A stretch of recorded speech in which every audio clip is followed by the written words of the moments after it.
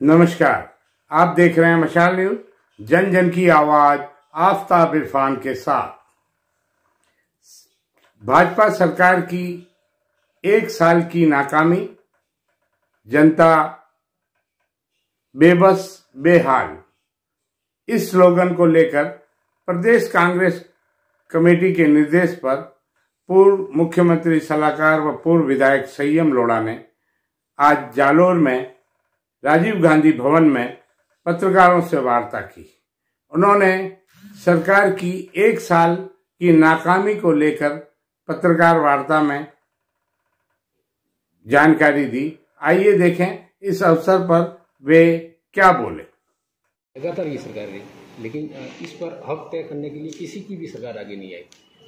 नहीं, ऐसा है कि ये बराबर राजस्थान जालोर, सिरोही, बाड़मेर की समस्या का समाधान नाथूराम जी मिर्धा कमेटी के जो इरिगेशन मिनिस्टर गुजरात और राजस्थान के बीच में MOU साइन हुआ था, जो समझौता हुआ था, उसमें नहीं थे। और बराबर अशोक गहलोत साहब की सरकार के वक्त में गुजरात के प्रिंसिपल सेक्रेटरी इरिगेशन को बराबर पत्र लिखे गए कि ये करिए, ये करिए। मैं खुद गजेंद्र सिंह जी शेखावत जब जल संसाधन मंत्री थे, खासा कोटी में जाकर के उनसे मिला, उनका पूरा ध्यान आकर्षित करवाया। पर आप बताओ यार, उन 2 गुजराती भाइयों के मुंह से पानी कौन निकाल के लाए? निकाल के जाए तो उनकी कुर्सी चली जाए, कोई बोलता ही नहीं है। अब ये तो आप पर है कि आप उनको बार बार याद दिला के उनको बाध्य करो, जब भी केंद्र का मंत्री आए, कि हाँ हम समझौते की क्रियान्वित करेंगे और बचा हुआ पानी देंगे। कोई उनको गुजरात की जनता का हक नहीं चाहिए, पानी समुद्र में जा रहा है, लेकिन धन का प्रावधान तो उन्हें करेगा। अब जवाई पुनर्भरण 2016 से भेजा हुआ, केंद्रीय जल आयोग लेकर के बैठा, आज तक बैठा हुआ उस योजना को लेकर। मंत्री रहे 5 साल गजेंद्र सिंह, कुछ नहीं। ये सब हम सबको मिलजुल करके लड़ने की जरूरत है, कोई राजनीतिक विषय नहीं है। मैं ये नहीं कहता ये कांग्रेस का विषय या बीजेपी का विषय, ये जनता का विषय है, हमारा सबका विषय, और सबको मिलजुल कर इस पर लड़ना है। हम भी आपके किसान संगठन जितने भी आते रहे, आंदोलन में भी हम आए, अभी इनमाल में था जब, वहाँ जयपुर आए जब भी हम साथ मिलने गए करें, क्योंकि ये कोई इशू राजनीतिक नहीं है, ये यहाँ की लाइफ लाइन है। यहाँ का आगे का, आज सारे लोग अपने बाहर जाते हैं काम करने के लिए, क्यों जाते हैं? अगर यहाँ पूरे अवसर हो तो क्यों जाए बाहर? एक उम्मीद जब 2014 में मोदी जी आए, जो गुजरात में अपने भाई रहते हैं, उन्होंने सबने आगे कहा मोड़ा गुजरात में यू यू बिजली आ, लोग तो झांसे में आए, वोट दिए, एक इंडस्ट्री ले ली जानो से भूल गया, एक कारखाना बढ़ाने लगा कि भैया रोजगार के अवसर सृजित हो। तो आज वोट देते हैं, 4 बार से लगातार बीजेपी चुनाव जीत रही है, लोकसभा में जा रही है, तो कुछ उम्मीद तो रख सकते हैं सरकार। देखो, सारे निर्णय, सारी चीजें एक हुकूमत नहीं कर पाती है, लेकिन कानून बनाना, सजा का प्रावधान करना, पकड़ करना, सब चीजें की है। अगर आप वसुंधरा की सरकार के वक्त में जितने पर्चे लीक हुए थे ना, उसमें किसी तरह के एक भी मामले में कार्रवाई हुई थी? नहीं हुई।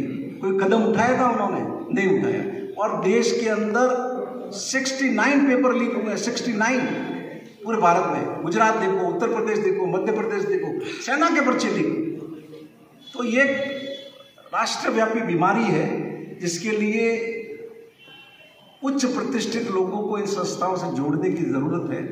और अभी तो जो उस वक्त नहीं हुए, आज उनकी चर्चा करके क्या होगा? आप बताइए ना, आप क्या कर रहे हैं? आपने, मुख्यमंत्री जी ने खुद ने कहा कि जो RS एग्जाम हुआ 2018-21 का, इसमें फर्जीवाड़ा हुआ, क्या कार्रवाई की आपने? दूसरी परीक्षाओं में जो हुए, क्या उनके दस्तावेजों का वापस सत्यापन किया? आज खाली SI पेपर नहीं, दूसरे अनेक एग्जाम के भी घोटाले पकड़े जा रहे हैं, कौन कहाँ बैठा, फर्जी बैठा, वो बैठा। तो इसके लिए आपको अगर ध्यान में हो तो ये SI भर्ती का ये जो आप जिक्र कर रहे हैं ना, मैंने 2023 में उठाया था, और मैंने इनके मॉक इंटरव्यू का बताया था कि कैसे लोगों को आप सब इंस्पेक्टर बना रहे हो। मॉक इंटरव्यू देखो, इनको ये नहीं पता राजस्थान में जिले कितने हैं, वो SI भर्ती के अंदर टॉपर है। हमने तब भी हमारी सरकार को भी आगे किया था।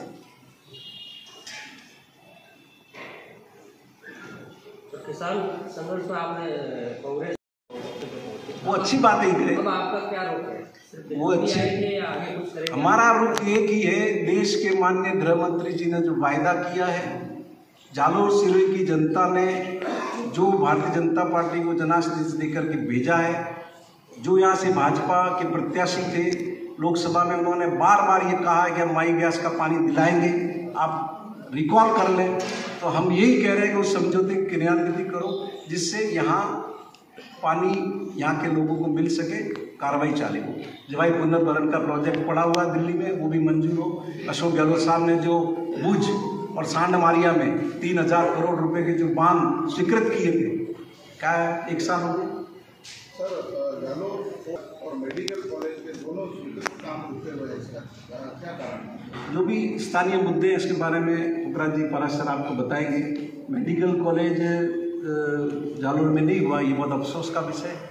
देश के माननीय प्रधानमंत्री जी को ये कृपा तो करनी ही चाहिए। आधा पैसा तो वैसे भी स्टेट देता है, 40% पैसा और ज़मीन वो स्टेट देता है, 60% पैसा वो देता है। हमने आपकी जानकारी में, हमारा तो सिरोही का हॉस्पिटल 150 बेड का था, और हम आकांक्षी जिले में तो हमने रिलैक्सेशन लिया कि हम आगे 300 बेड का हॉस्पिटल बनाएंगे, वरना तो मेडिकल कॉलेज खुलते ही नहीं है। पर अशोक जी ने बहुत कृपापूर्वक पूरी राजस्थान के सभी जिलों में मेडिकल कॉलेज के एस्टेब्लिश करने की इन्होंने बजट में स्वीकृति की थी। उसके बाद में अब यहाँ 1 साल हो गया, सरकार कोई रुचि इसकी ले नहीं रही, तो ये चिंता का विषय है। 1 साल कंप्लीट निराशाजनक रहा है, और उन्होंने नए काम तो शुरू किए नहीं, उल्टे हमारी सरकार के वक्त जो काम चल रहे थे वो बंद किए। सरकार बनते ही दिसंबर में इन्होंने आदेश जारी कर दिया कि जिन जिन कामों का भी कार्यादेश जारी नहीं हुआ है या टेंडर नहीं हुआ है, भले वो बजट में स्वीकृत है, वो सारे रोक दिए जाए, और वो सारे उन्होंने और अपना पूरा ध्यान इस पर लगाया कि जिन योजनाओं को कांग्रेस सरकार ने शुरू किया या तो उन्हें बंद करें या उनके नाम बदल दें। और आप देख रहे होंगे लगातार कई योजनाओं के उन्होंने नाम बदले और कई योजनाएं इन्होंने बंद की। अभी राइजिंग राजस्थान के नाम पर भी जो इन्होंने उत्सव का आयोजन किया, आने वाले समय में राजस्थान के लोगों को ये भी मालूम पड़ेगा कि एक व्यक्ति विशेष को राजस्थान की धन संपदा लुटाने के लिए ये आयोजन हुआ है। जब इसके परिणाम आने शुरू होंगे तब सबको पता चलेगा। और भर्तियों को लेकर खुद मुख्यमंत्री ने बार बार वक्तव्य कि 17 भर्तियां जो हमारे सरकार में हुई, 17 भर्तियों के पर्चे आओ, 17 भर्तियों के पेपर लिए, तो आपका किसने हाथ पकड़ा? क्या कार्रवाई आप कर रहे हैं? बीजेपी के शासन के अंदर जो आरपीएससी का मेंबर बना था रामपुराम राय का, बीजेपी की सरकार है, और उसका नाम आने बाद उसके गिरफ्तार होने के बाद में सब कुछ एक असमंजस के माहौल में डाला। पहले तो इनकी सरकार के मंत्री बढ़ चढ़ के कह रहे थे कि हम ये भर्ती रद्द करेंगे, मगरमच्छों को पकड़ेंगे, किसी को बख्शेंगे नहीं। तो मगरमच्छ तो छोड़िए, चूहे भी इनके हाथ में आए, वो भी इस तरीके की ढीला, इनका इतना अन्वेषण है कि वो भी छूट के बाहर आ रहे हैं। और जितने भी वायदे किए, चाहे महिला अत्याचार के हो, किसानों के शोषण हो, बलात्कार हो, लूट डकैती हो, सबकी घटनाओं में कोई कमी नहीं आई।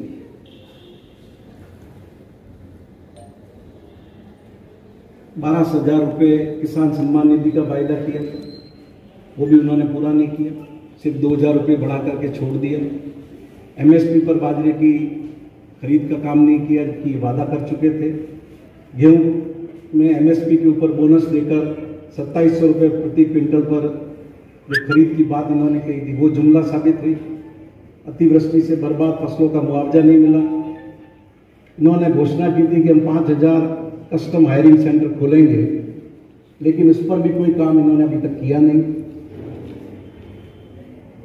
1 लाख नौकरियां देने का वायदा किया 1 वर्ष में, अभी तक तो एक भी नौकरी दी नहीं, तो थोड़ी बहुत कुछ अपॉइंटमेंट लेटर दिए, वो पिछले सरकार की भर्ती है।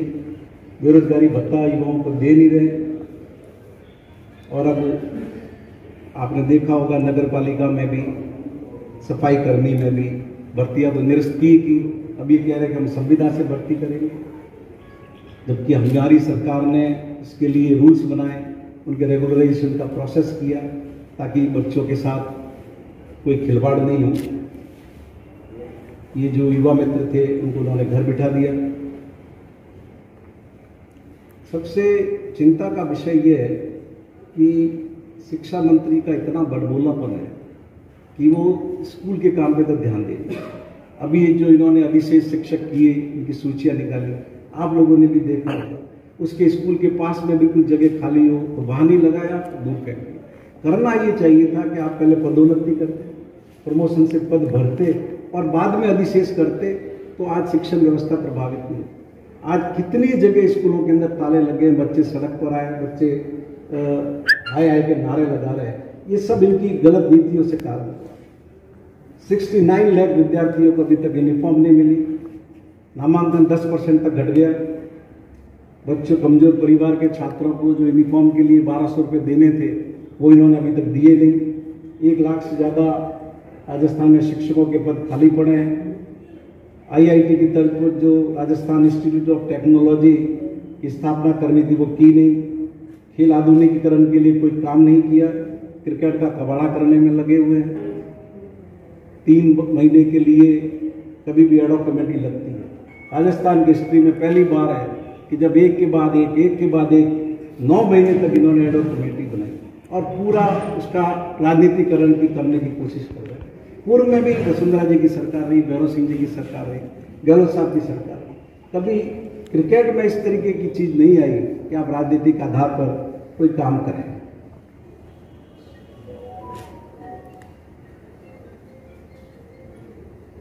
बिजली की अघोषित कटौती आपकी जानकारी में है, 12-12 घंटे कटौती हो रही है। 400 से 600 लाख यूनिट की कमी से राजस्थान लगातार जुड़ता रहा। इन्होंने फ्यूल सरचार्ज बढ़ा करके 5000 करोड़ रुपए की एडिशनल वसूली लोगों से की है। फिक्स चार्ज में भी 10% से ज़्यादा की बढ़ोतरी की और पुरानी सरकार की पॉलिसी को कंटिन्यू नहीं करके जो नए कंज्यूमर्स हैं उनको इसमें कनेक्ट नहीं किया, तो वो जो सब्सिडी मिलनी चाहिए उससे वो सारे लोग वंचित हैं। ERCP का समझौता किया, समझौता क्या हुआ ये आज तक न तो राजस्थान की विधानसभा को बताया, न जनता को बताया। प्रधानमंत्री जी भी आकर के गए, लेकिन इसके बाद भी लोगों को जानकारी नहीं मिली। हमारी सरकार ने 25 लाख रुपए तक का इलाज मुफ्त किया था, उसमें भी इन्होंने योजना को बंद कर दिया और उसको सेंटर के पैटर्न पर ले आए, जिससे भी राजस्थान के लोगों को काफ़ी नुकसान हुआ। अब DLC रेट 1 साल में 2 बार DLC रेट सभी जगह। ऐसा क्या हुआ है राजस्थान के अंदर जो आप DLC रेट इतनी बढ़ा रहे हैं? आपको मल्टी स्टोरी बिल्डिंग है, आज फर्स्ट फ्लोर का रेट इतना हो गया कि उस जो DLC रेट है वो बाजार दर से भी ज़्यादा है। तो खरीदने वालों पर अनावश्यक बोझ पैदा कर रहे हैं और रिटर्न वो है नहीं। जैसा कि मैंने आपको फिगर से भी कोट किया कि 2 बार बढ़ाने के बाद भी जो आपने टारगेट अपना तय किया था आप उसको प्राप्त नहीं कर सके। हमने 500 रुपये में पट्टे दिए, लोग 69 एक के दिए, दूसरे दिए। आज इन्होंने 8 गुना रेट कर लाखों रुपए ये पट्टों के वसूल कर। इलेक्शन बताइए आप, कॉन्स्टिट्यूशनल अमेंडमेंट हुआ था 73 और 74 और इनको संवैधानिक इकाई का पंचायत, जिला परिषद, पंचायत समिति, नगर परिषद को दर्जा दिया। इन्होंने वो चुनाव नहीं करा, अब प्रशासक लगा दिए। आपको अगर आगे ही ले जाना था तो आप इसी को जो भी इलेक्टेड बॉडी इनको कंटिन्यू नहीं करते। नौकरशाहों को बिठाने का क्या औचित्य? आज दिन आपको प्रशासक जिनको भी लगाया वो एक दिन नगर पालिका परिषद के कार्यालय में नहीं जाते, लोग धक्के खाते रहते हैं। तो इस सब की इनको आने वाले समय में कीमत चुकानी पड़ेगी। सीनियर सिटीजन और दिव्यांगों को जो 500 रुपये पेंशन का लाभ मिलना चाहिए, हजारों की तादाद में लोगों को लाभ नहीं मिल रहा, 5-5 महीने से भुगतान बाकी है। और हम तो क्या कहें, आपने बेगू के विधायक का स्टेटमेंट सुना होगा, हमने अनिता बघेल का स्टेटमेंट सुना होगा, आपने ऊर्जा मंत्री का स्टेटमेंट सुना होगा, आपने ग्रामीण विकास मंत्री किरोड़ी लाल का स्टेटमेंट सुना होगा कि मैं मंत्री हूँ, मेरे खिलाफ मुकदमा होगा। एक मंत्री कह रहा हमारी सुनवाई नहीं कह रही। एक विधायक जो 5वीं बार की विधायक है वो कह रही है कि मैं इलाज करूंगी, इनका इतना भ्रष्टाचार है। तो बीजेपी के जनप्रतिनिधि अपनी पीड़ा व्यक्त कर रहे हैं। इन सारी स्थितियों को ठीक करने की जरूरत है। आपके माध्यम से हम सरकार का ध्यान आकृष्ट कर रहे हैं कि वो इस सारी व्यवस्थाओं को ठीक करें और नौकरशाही के भरोसे राजस्थान की जनता को नहीं चुने। इन्होंने कहा था कि हम पेट्रोल डीजल की रेट हेट करेंगे, आपके सांचौर की बॉर्डर पे क्या रेट है, गुजरात की सीमा पर सांचौर में क्या रेट है, आबू रोड में क्या रेट है, पालनपुर में क्या रेट है। मैं निवेदन करूं आपको, आबू रोड में पेट्रोल मिल रहा है 106 रुपये और पालनपुर में मिल रहा है 94 रुपये। डीजल मिल रहा है आबू रोड में 91 रुपये में, पालनपुर में 90 रुपये। हमारे वक्त सारे पेट्रोल पंप बंद कराए थे, हड़तालें करवाई थी। अब राज आ गया आपका, वही मोदी जी देश के प्रधानमंत्री है, डबल इंजन की सरकार है, तो ये फर्क क्यों?